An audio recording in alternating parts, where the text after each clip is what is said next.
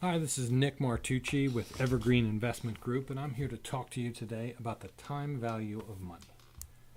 So what's the definition of the time value of money? Well, quite simply, it's money now is worth more than that same amount of money in the future.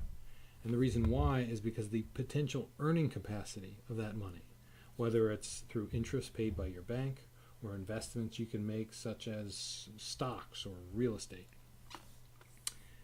And how is the time value of money calculated? Well, the future value is equal to the present value multiplied by 1 plus the interest rate divided by the number of compounding periods per year, and all of that is then multiplied to the power of the number of compounding periods times the number of years. Pretty simple, right? An easier and certainly much more memorable way to think about the time value of money is Wellington Wimpy. And for those of you who are probably younger than 35 years old, you may not know, but Wimpy was a character on a cartoon called Popeye. And he had a famous saying. He always said, "I'll gladly pay you Tuesday for a hamburger today." And it really encapsulates kind of the whole concept of the time value of money. So let me give you a couple of sample scenarios to help you understand, and we'll show you the math. An assumption we're going to make, just to keep the math simple, is that let's just assume there is a 10% interest rate. And that 10% is the best return you can get on your money, whether it's the stock market or real estate or bonds or anything else. Okay? So we're going to look at three different scenarios. $10,000 today or $10,000 2 years from now. $10,000 today or $12,000 2 years from now, and $10,000 today or $15,000 2 years from now.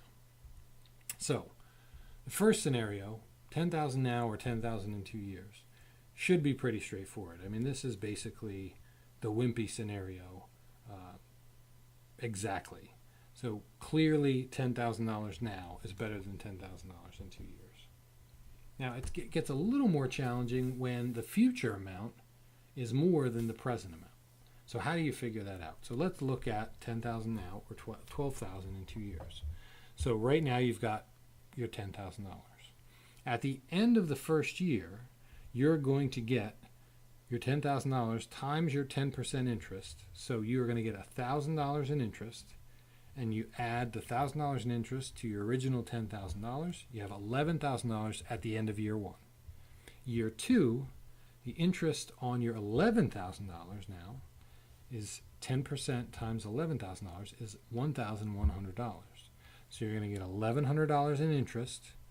You take your original $11,000 you have at the end of year one, you add the $1,100 in interest, and at the end of year two, your $10,000 now is worth $12,100. So $12,100 is greater than $12,000, so you would rather have $10,000 now. And then in our final scenario, since the math on your interest in the 2 years is exactly the same, $12,100 is what your money will be worth 2 years from now. $12,100 is less than $15,000, so you would want $15,000 in 2 years. However, a word of caution, you want to make sure the creditworthiness and trustworthiness of whoever's giving you that future money. If it's somebody like Wimpy, you might want to think twice. So again, my name is Nick Martucci. I'm with Evergreen Investment Group. My email address is on the screen. We'd certainly be happy to hear from you with any questions or comments you might have, as well as suggestions for future videos. Thanks for listening, and we'll see you soon.